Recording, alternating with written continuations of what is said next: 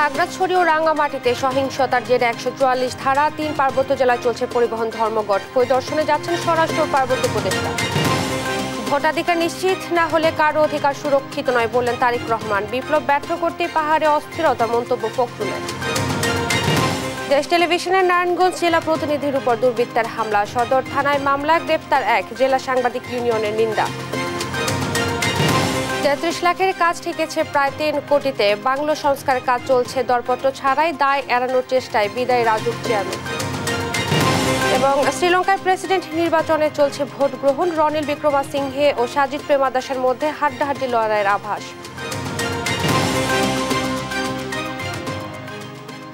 দেখছিলেন সংবাদ শিরোনাম, সঙ্গে আছি আমি ইশরাত জাহান মনি। এবারে বিস্তারিত। এদিকে চট্টগ্রামের ৩ পার্বত্য জেলায় চলছে অনির্দিষ্টকালের পরিবহন ধর্মঘট। রাঙ্গামাটিতে সংঘর্ষের ঘটনায় বাস, সিএনজি ও ট্রাক ভাঙচুর এবং শ্রমিক আহতর ঘটনার প্রতিবাদে অনির্দিষ্টকালের জন্য ধর্মঘট ডেকেছেন যৌথ মালিক শ্রমিক নেতারা। শুক্রবার রাতে এক যৌথ সভায় এই সিদ্ধান্তের কথা জানান নেতারা। সভায় উপস্থিত ছিলেন চট্টগ্রাম রাঙ্গামাটি ট্রাক সমিতির সাধারণ সম্পাদক মোহাম্মদ আব্দুর রহিম আকাশ, মাইক্রোবাস মিনিবাস সমিতির অর্থ সম্পাদক মোহাম্মদ দিদারুল আলম সহ অন্যান্যরা। এছাড়া সংঘর্ষের ঘটনায় ৩টি বাস, 4টি সিএনজি, 12টি ট্রাক ক্ষতিগ্রস্ত হয়। এর মধ্যে বাস চালক ও হেলপার 6 জন আহত, সিএনজি চালক 30 থেকে 35 জন আহত, 12 জন ট্রাক চালক আহত হন। এদিকে আজ খাগড়াছড়ি ও রাঙ্গামাটি পরিদর্শনে যাচ্ছেন স্বরাষ্ট্র, পার্বত্য, চট্টগ্রাম বিষয়ক উপদেষ্টারা। রাঙ্গামাটিতে চলছে ১৪৪ ধারা। বিস্তারিত জানাতে এই মুহূর্তে সেখান থেকে যুক্ত হচ্ছেন সহকর্মী মিশু মল্লিক। মিশু, স্বরাষ্ট্র উপদেষ্টা সহ সরকারের একটি উচ্চ পর্যায়ের প্রতিনিধি দল রাঙ্গামাটি যাওয়ার কথা রয়েছে। কখন নাগাদ তারা পৌঁছাতে পারে, সেই সঙ্গে জেলার সার্বিক পরিস্থিতি আমাদেরকে জানাবেন। ইসরাত, আমি প্রথমেই জেলার সার্বিক পরিস্থিতি দিয়ে শুরু করতে চাই। আসলে খাগড়াছড়ির ঘটনার রেশ ধরে গতকাল উত্তপ্ত হয়ে ওঠে পার্বত্য জেলার রাঙ্গামাটিতেও। গতকাল আসলে সহিংসতা ছড়িয়ে পড়ে, এতে যানবাহন ভাঙচুর, বিভিন্ন ব্যবসা প্রতিষ্ঠানে অগ্নিসংযোগ সহ বিভিন্ন ধরনের সংঘাত ও সহিংসতা ঘটে। কিছু ধর্মীয় প্রতিষ্ঠান ভাঙচুর এবং অগ্নিসংযোগ ও লুটপাটের ঘটনাও ঘটেছে। তো গতকাল দুপুর 1:30টায় রাঙ্গামাটি জেলা প্রশাসনের পক্ষ থেকে রাঙ্গামাটি পৌর এলাকায় ১৪৪ ধারা জারি করা হয়। মূলত ১৪৪ ধারা জারি করার পর থেকেই পরিস্থিতি কিছুটা স্বাভাবিক হতে শুরু করে। এদিকে আজকে রাঙ্গামাটিতে চলছে অনির্দিষ্টকালের পরিবহন ধর্মঘট। রাঙ্গামাটির একমাত্র যে গণপরিবহন সিএনজি অটোরিকশা, সেটি চলাচল বন্ধ রয়েছে এবং রাঙ্গামাটি জেলা থেকে কোনো দূরপাল্লার যানবাহন ছেড়ে যায়নি। আন্তঃজেলা বাস চলাচলও রয়েছে বন্ধ। আর আজকে রাঙ্গামাটিতে আসলে উপদেষ্টা পরিষদের একটি প্রতিনিধি দল আসার কথা রয়েছে। আমরা সফরসূচি থেকে যেটা জানতে পেরেছি, সকাল 9:30টায় তেজগাঁও বিমানবন্দর থেকে তারা হেলিকপ্টার যোগে রাঙ্গামাটির উদ্দেশ্যে রওনা করবেন এবং আজ দুপুর 11টায় রাঙ্গামাটি পৌঁছানোর কথা রয়েছে। এই উপদেষ্টা প্রতিনিধি দলের মধ্যে পার্বত্য চট্টগ্রাম বিষয়ক মন্ত্রণালয়ের উপদেষ্টা সুপ্রদীপ চাকমা, স্বরাষ্ট্র উপদেষ্টা লেফটেন্যান্ট মোহাম্মদ জাহাঙ্গীর কামাল এবং স্থানীয় সরকার ও পল্লী উন্নয়ন সমবায় মন্ত্রণালয়ের উপদেষ্টা সহ আরো কয়েকজন উপদেষ্টা থাকবেন বলে আমরা জানতে পেরেছি।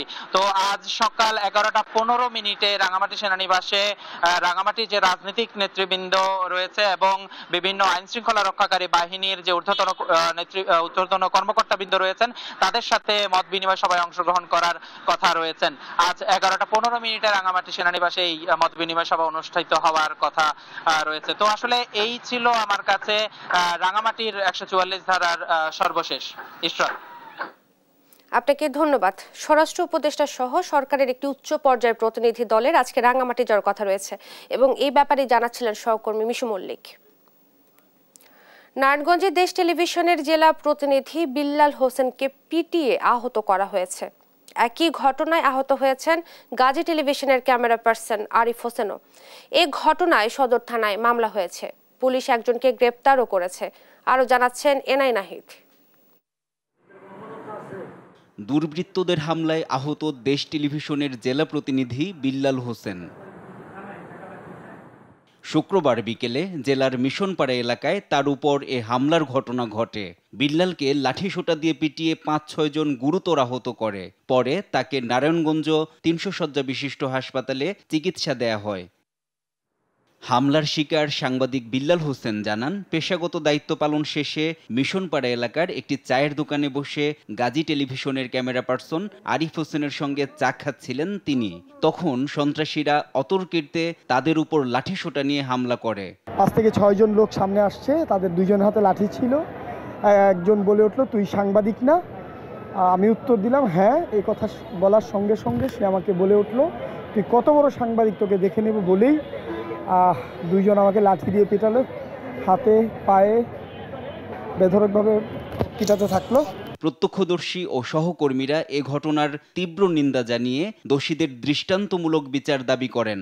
নিউজের কারণে হয়তো বা কেউ ব্যক্তি কোনো শত্রুতা কারণেই ওর সাথে, তো আমরা চাই যারা এই ঘটনার সাথে জড়িত তাদেরকে দ্রুত গ্রেপ্তার করে দৃষ্টান্তমূলক শাস্তি দাবি করছি। আমাদের সহকর্মীর উপর হামলার অবশ্যই যেন একটা দৃষ্টান্তমূলক বিচার হয়, যে মামলায় যাদের নাম রয়েছে কিংবা অজ্ঞাতনামা যারা আছে তাদের জন্য খুঁজে বের করা হয়। এ ঘটনায় নারায়ণগঞ্জ সদর থানায় মামলা হয়েছে।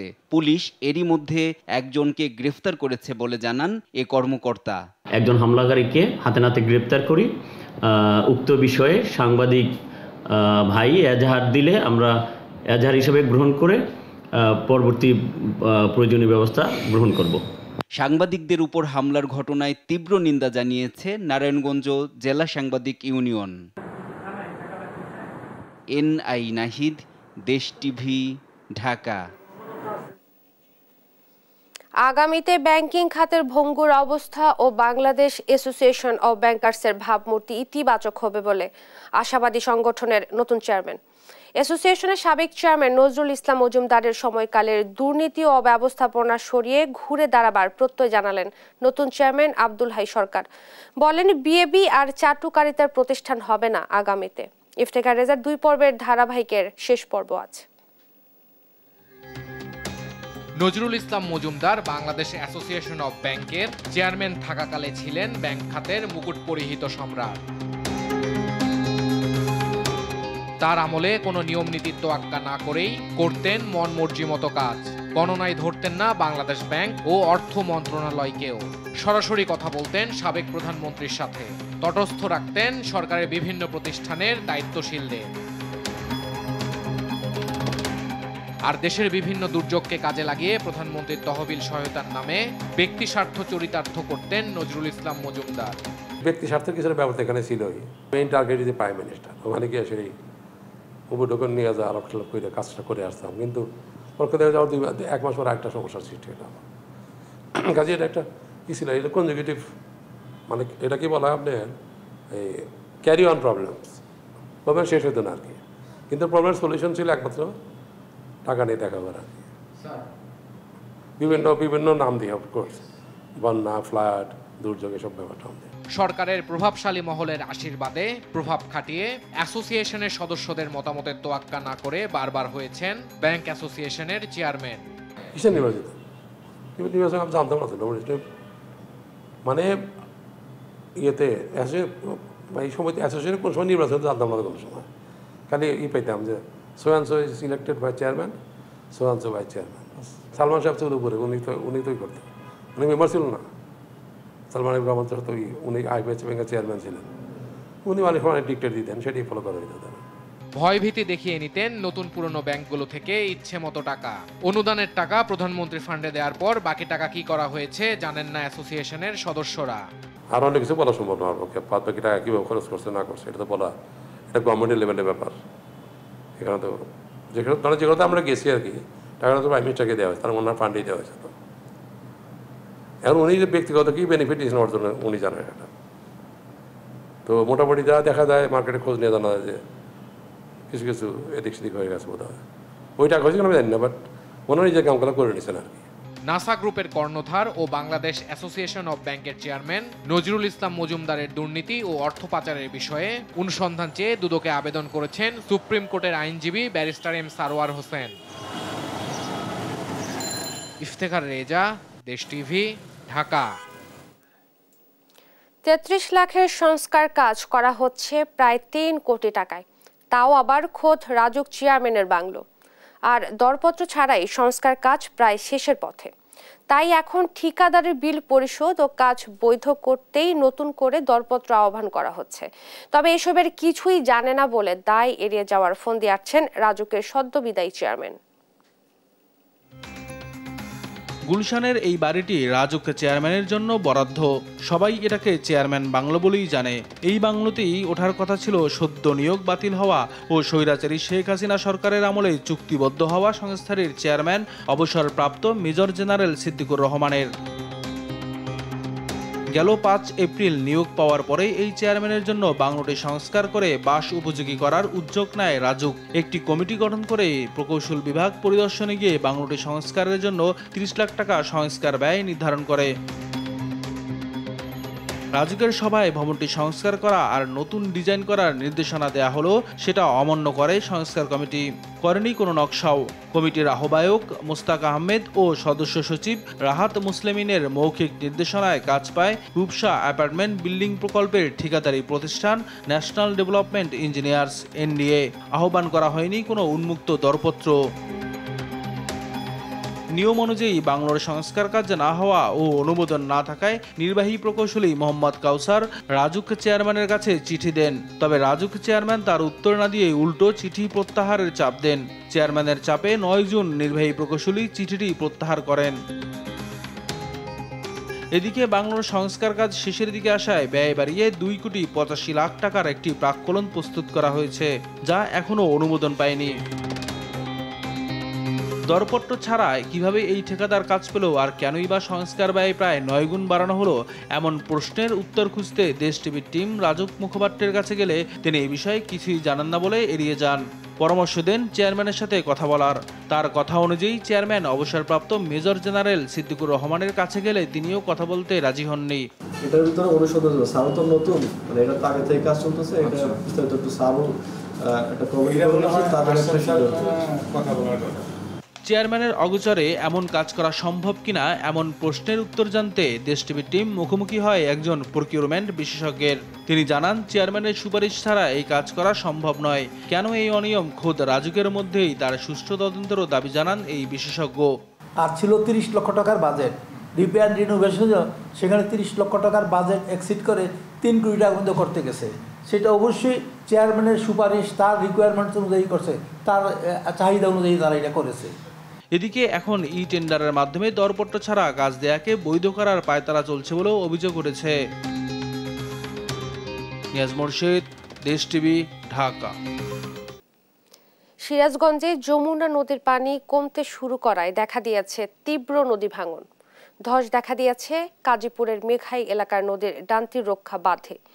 এর জন্য এলাকাবাসী নদীতে ক্যানেল সৃষ্টি হওয়ার পাশাপাশি অপরিকল্পিতভাবে বালু উত্তোলনকে দায়ী করছেন। তবে পানি উন্নয়ন বোর্ড বলছে এতে আতঙ্কিত হওয়ার কিছু নেই। ইতোমধ্যেই ভাঙন রোধে জরুরি পদক্ষেপ গ্রহণ করা হয়েছে।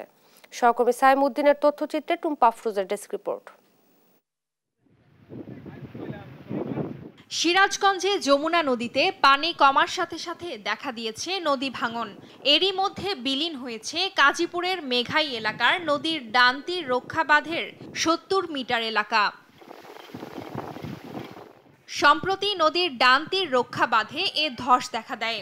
2015 সালে যমুনা নদী ভাঙন রোধে এই এলাকায় বাস্তবায়ন করা হয় নদীর ডান্তির রক্ষা বাঁধ নির্মাণ প্রকল্প।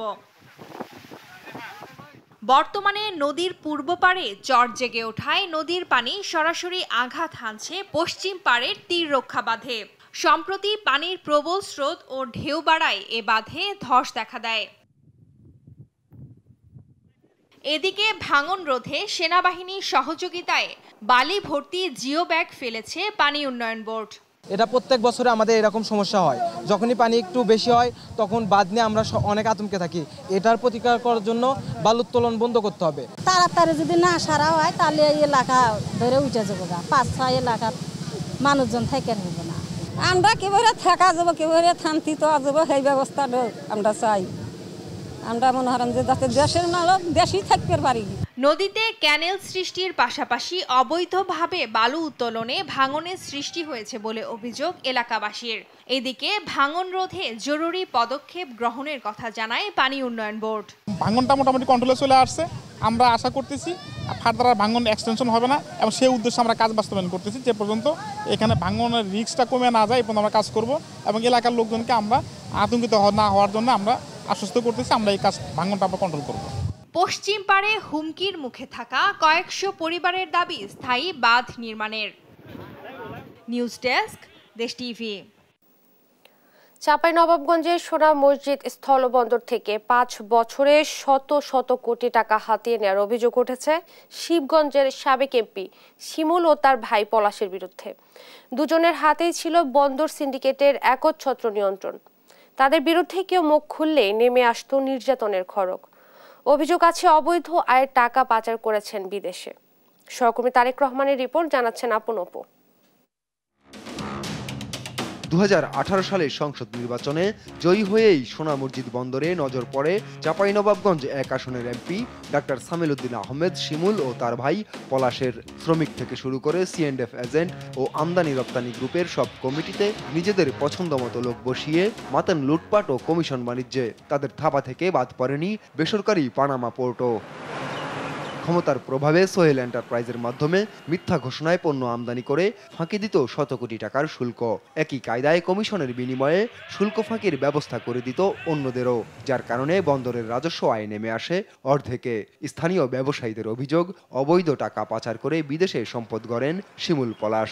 সিন্ডিকেট করে ওনারা চাঁদাবাজি, ধোঁকাবাজি, ওয়ার সিন্ডিকেটে যারা আছে তারাই কিন্তু মনে করেন চাঁদাবাজি করে।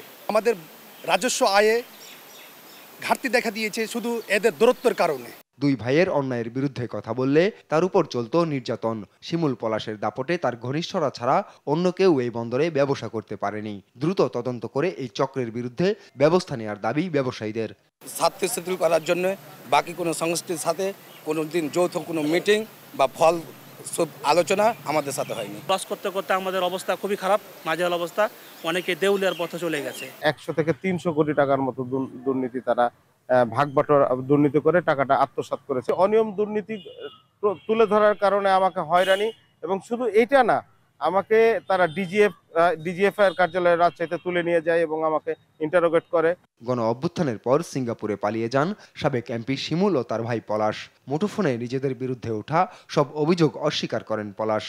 1 বছর 7 মাসে এমন একটা দিন দেখা হতো যে কোনোদিন আমি কোর্টে গেছি বা কোর্টে কাউকে অর্ডার করেছি, এরকম কোনো প্রমাণ আছে দেখো, খোঁজ নিয়ে দেখো যে আমি এরকম কিছু করেছি কিনা। এখন সব সময় খারাপ যাচ্ছে, মানুষ হয়তো বলতে পারে, এরকম কোনো প্রমাণ দিতে পারবে না। অনিয়ম দুর্নীতি বন্ধ করে এই বন্দরের স্বাভাবিক গতি ফিরিয়ে আনার দাবি স্থানীয়দের। নিউজ ডেস্ক, দেশ টিভি।